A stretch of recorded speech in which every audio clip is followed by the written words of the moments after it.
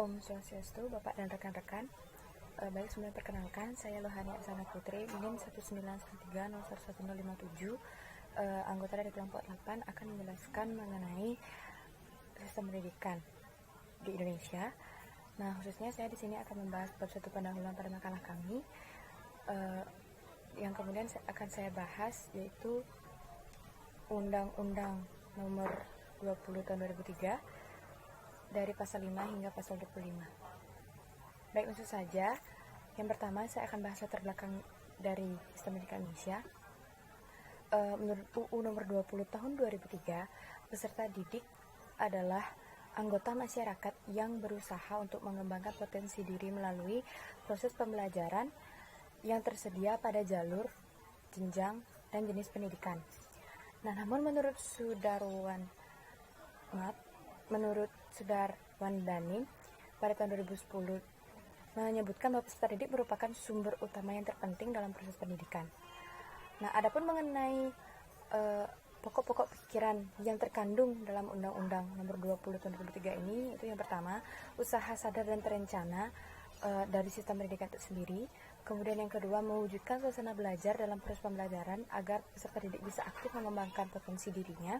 Kemudian yang ketiga itu peserta didik diharapkan memiliki kekuatan spiritual keagamaan, pengendalian diri, kepribadian, kecerdasan, akhlak mulia, serta keterampilan diri yang akan berguna bagi dirinya, masyarakat, bangsa, dan negara.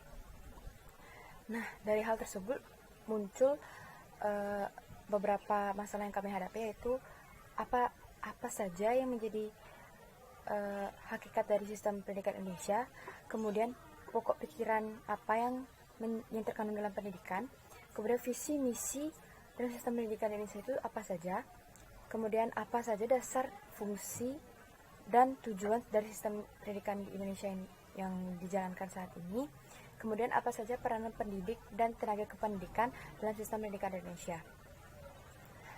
Nah, langsung saja. Yang pertama yaitu mengenai deskripsi teoritis.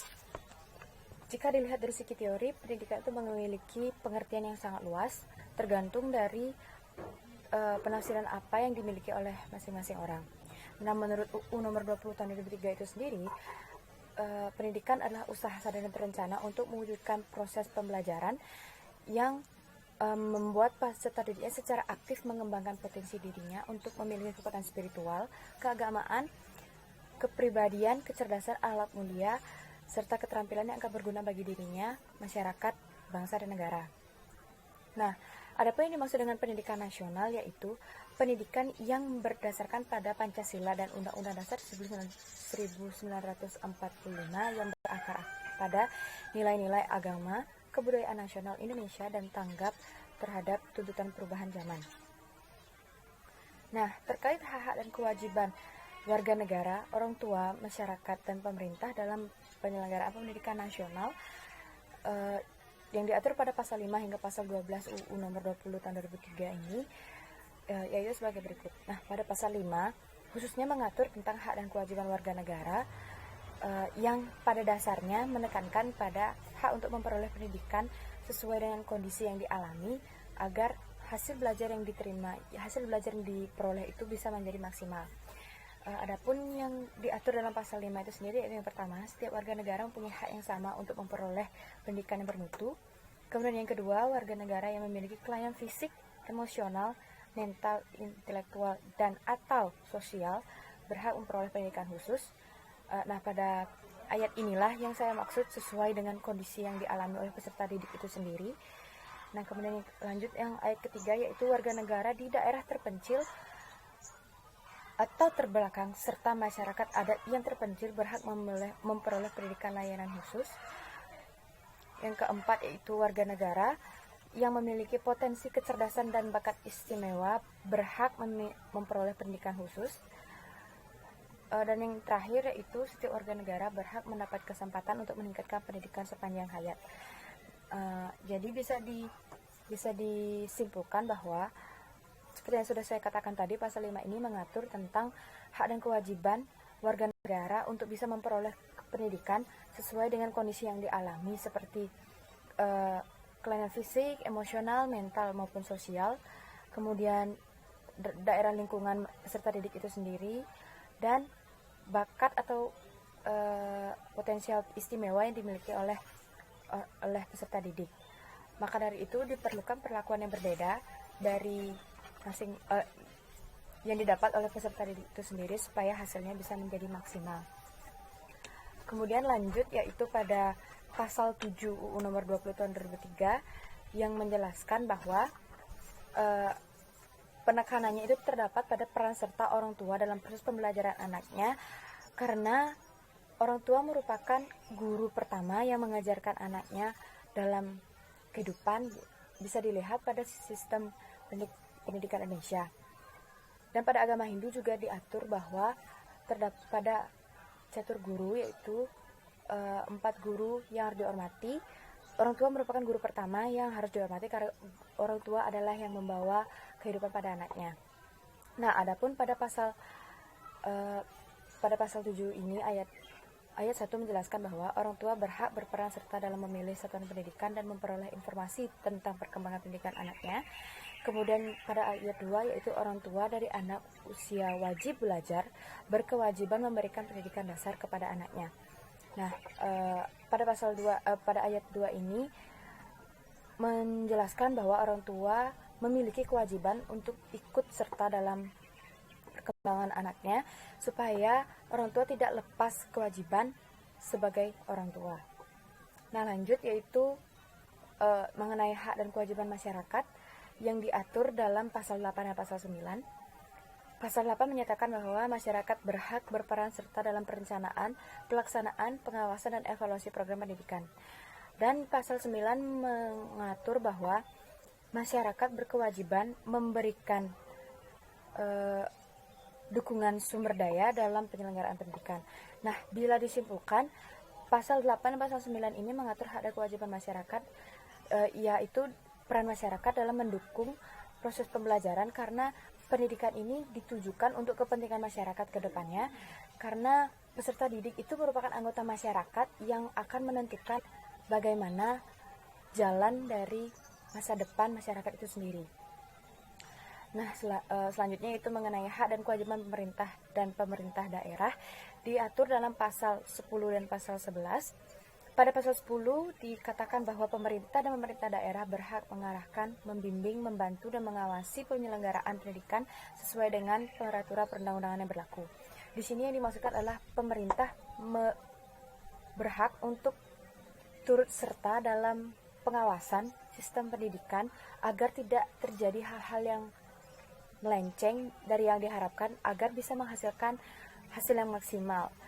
Hasil yang maksimal itu yang dimaksud yaitu peserta didik yang memiliki kecerdasan, akhlak mulia, dan keterampilan yang diperlukan untuk dirinya dan masyarakat nantinya. Nah, yaitu pada pasal 11 diatur dalam 2 ayat, yaitu pada ayat pertama, pemerintah dan pemerintah daerah wajib memberikan layanan dan kemudahan serta menjamin terselenggaranya pendidikan yang bermutu bagi setiap warga negara tanpa diskriminasi. Dan pada ayat kedua, pemerintah dan pemerintah daerah wajib menjamin tersedianya dana guna terselenggaranya pendidikan bagi setiap warga negara yang berusia 7 sampai dengan 15 tahun.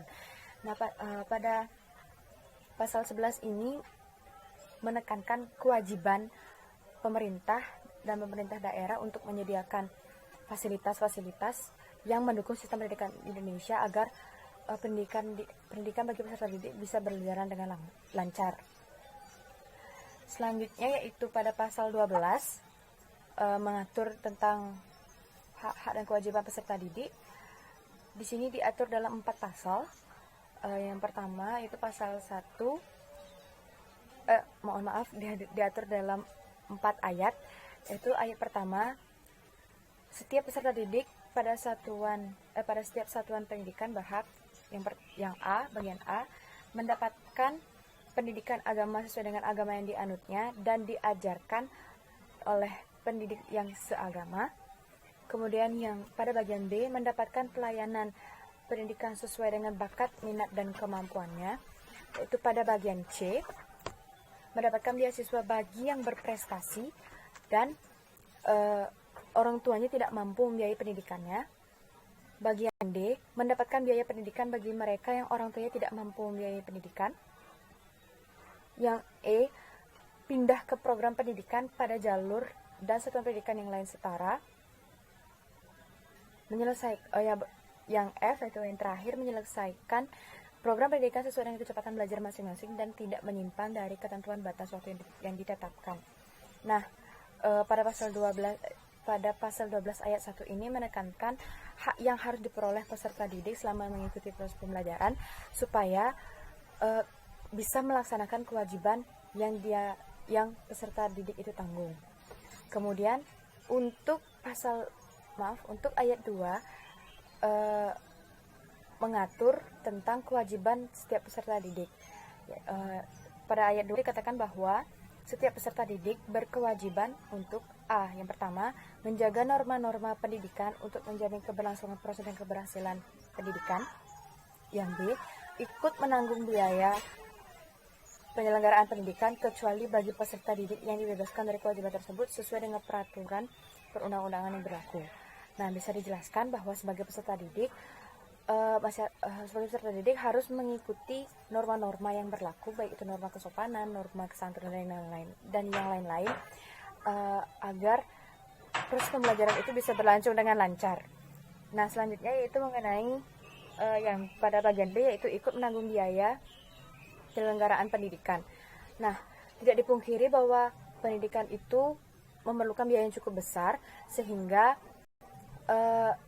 tidak bisa hanya mengandalkan beasiswa dari pemerintah ataupun dari pihak-pihak tertentu, sehingga sebagai peserta didik itu juga harus mengeluarkan biaya sesuai dengan aturan yang berlaku.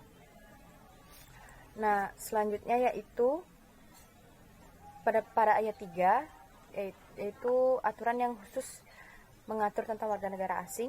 Dikatakan bahwa warga negara asing dapat menjadi peserta didik pada satuan pendidikan yang diselenggarakan dalam wilayah Negara Kesatuan Republik Indonesia. Kemudian yang keempat, yaitu ketentuan mengenai hak dan kewajiban peserta didik sebagaimana dimaksud dalam ayat 1, ayat 2, dan ayat 3 diatur lebih lanjut dengan peraturan pemerintah. Nah, demikian pasal 12 tadi yang mengatur tentang hak dan kewajiban dari peserta didik. Selanjutnya yaitu saya akan membahas tentang jalur, jenjang, dan jenis pendidikan bagian ke-1 umum. Yang pertama itu pada pasal 13 ayat 1, jalur pendidikan terdiri atas pendidikan formal, non-formal, dan informal yang dapat saling melengkapi dan saling memperkaya. Kemudian yang kedua, pendidikan sebagaimana dimaksud dalam ayat 1 diselenggarakan dengan sistem terbuka melalui tatap muka dan atau melalui jarak jauh. Nah, pada pasal 13 ini menjelaskan bahwa pendidikan itu bisa dilaksanakan berdasarkan 3 jalur, yaitu formal, non-formal, dan informal, yang bisa saja saling melengkapi sehingga proses pembelajaran peserta didik itu bisa lebih lancar. Kemudian yang kedua, pendidikan sebagaimana dimaksud dalam ayat 1 dilaksanakan dengan sistem terbuka, maksudnya melalui tatap muka, agar pembelajaran itu bisa lebih cepat diterima oleh peserta didik sehingga akan memperoleh pengetahuan yang lebih bagus. Nah, selanjutnya yaitu pada pasal 14, yaitu jenjang pendidikan formal terdiri atas pendidikan dasar, pendidikan menengah, dan pendidikan tinggi. Baik, saya lanjutkan yaitu pada pasal 15, jenis pendidikan mencakup pendidikan umum, kejuruan, akademik, profesi, vokasi, keagamaan, dan khusus. Nah, pada pasal 15 ini lebih menekankan pada jenis-jenis pendidikan yang bisa diambil oleh peserta didik sesuai dengan minat dan bakat yang dimiliki supaya nanti bisa menjurus ke masa depan yang diinginkan. Nah, selanjutnya yaitu pada pasal 16 yang mengatakan bahwa jalur, jenjang, dan jenis pendidikan dapat diwujudkan dalam bentuk satuan pendidikan yang diselenggarakan oleh pemerintah daerah, dan atau masyarakat. Nah, yaitu selanjutnya pada bagian kedua pendidikan dasar, pasal 17 mengatur tentang yang pertama pada ayat 1, pendidikan dasar merupakan jenjang pendidikan yang melandasi jenjang pendidikan menengah. Kemudian pada ayat 2, pendidikan dasar berbentuk sekolah dasar atau SD dan madrasah ibtidaiyah atau MI atau bentuk lain yang sederajat, serta sekolah menengah pertama atau SMP dan madrasah sanawiyah atau MTS atau bentuk lain yang sederajat.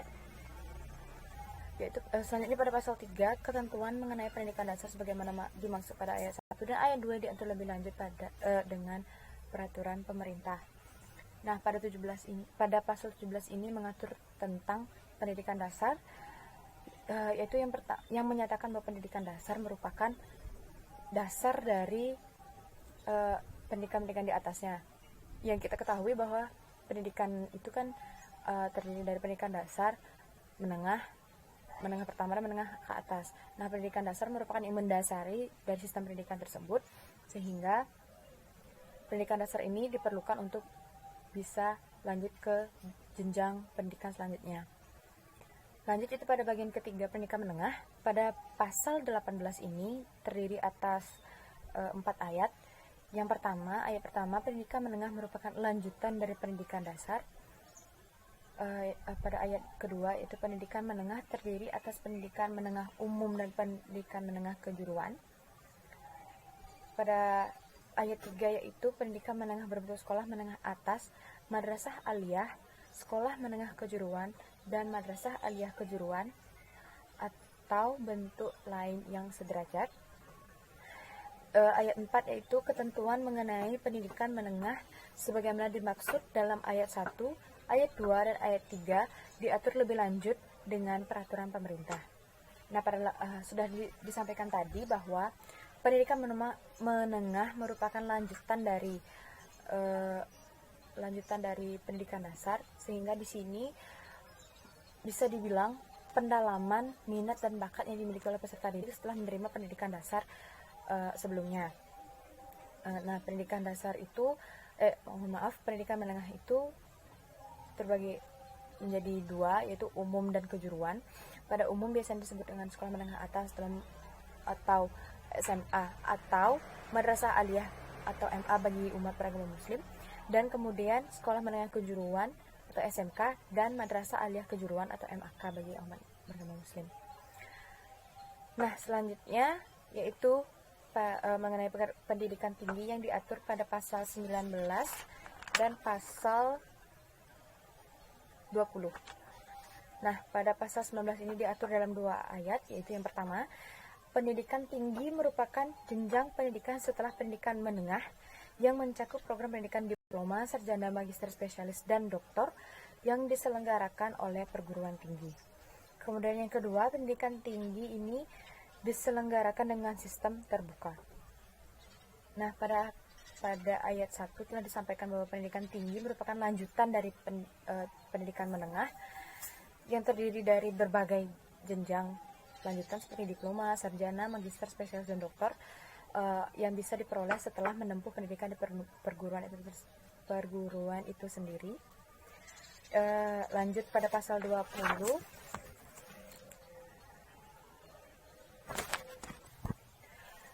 Pada pasal ini terdapat 4 pasal, yaitu yang pertama, perguruan tinggi dapat berbentuk akademi, politeknik, sekolah tinggi, dan institut atau universitas.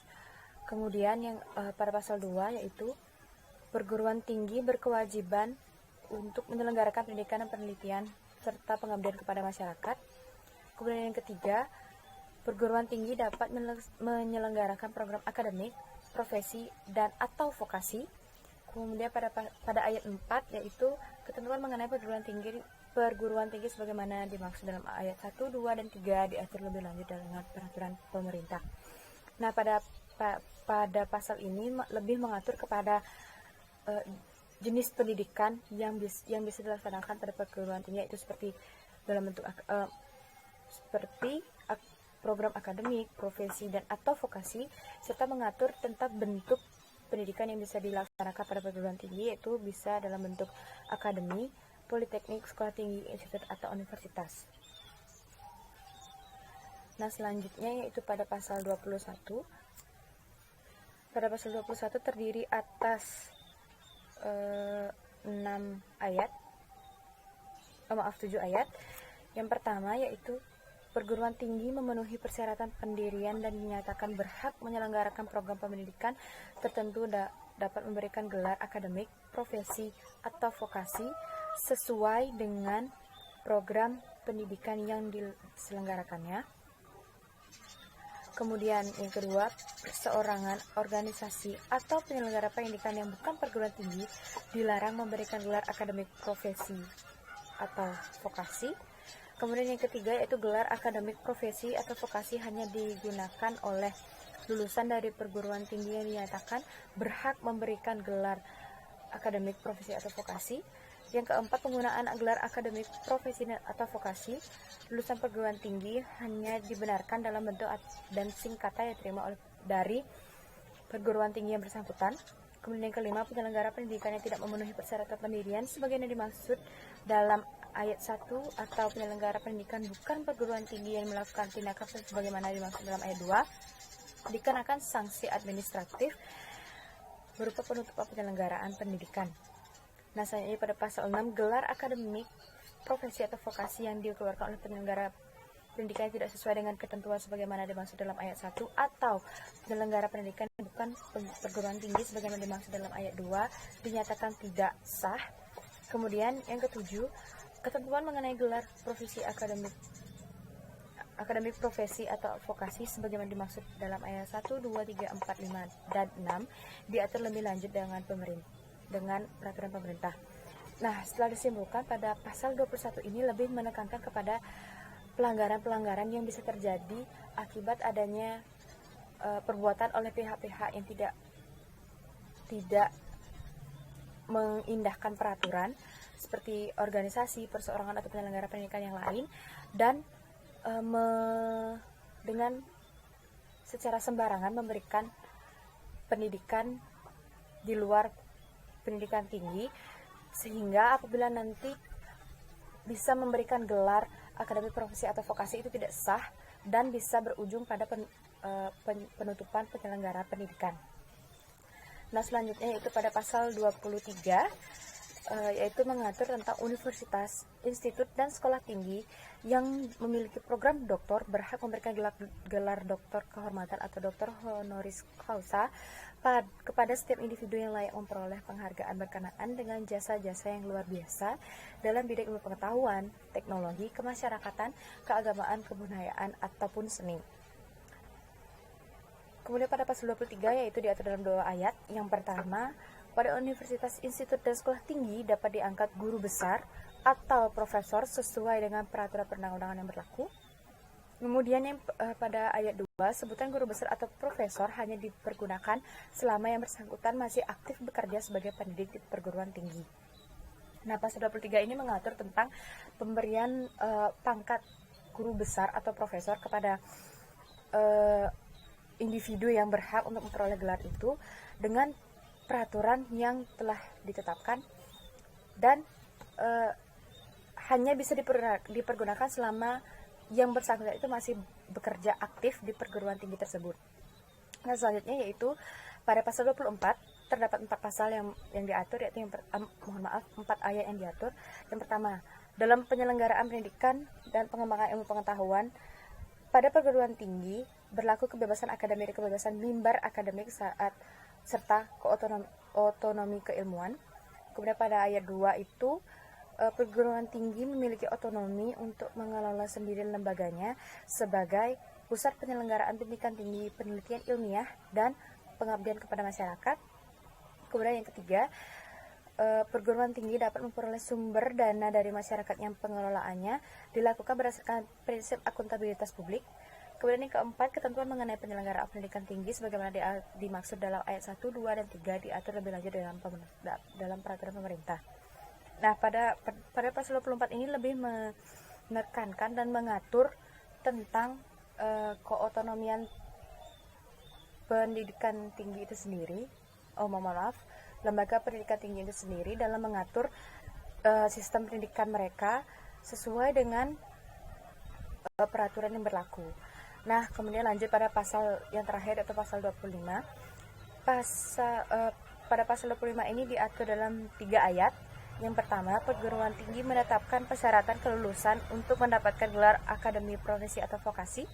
Kemudian yang kedua, lulusan perguruan tinggi yang karya ilmiahnya digunakan untuk memperoleh gelar akademik profesi atau vokasi terbukti merupakan jiplakan dicabut gelarnya. Kemudian yang ketiga, ketentuan mengenai persyaratan kelulusan dan pencabutan gelar akademik profesi atau vokasi sebagaimana dimaksud dalam ayat 1 dan ayat 2 diatur lebih lanjut dengan peraturan pemerintah. Nah, pada pasal 25 ini mengatur tentang kelulusan dari peserta didik yang mengikuti pendidikan di lembaga pendidikan tinggi itu sendiri, karena apabila di sini diatur jika lulusan tersebut memiliki karya ilmiah yang terbukti merupakan suatu jiplakan, maka gelar yang diperoleh yang bersangkutan akan segera dicabut. Nah, ini membuktikan bahwa negara kita menginginkan lulusan-lulusan yang memiliki kualitas bagus, tidak memiliki sifat atau karakter yang negatif. Nah, dengan pembahasan pada pasal 25 tadi, demikian presentasi yang dapat saya sampaikan. Apabila ada kesalahan, mohon dimaafkan. Saya tutup dengan Paramasanti. Om Santi Santi Santi Om.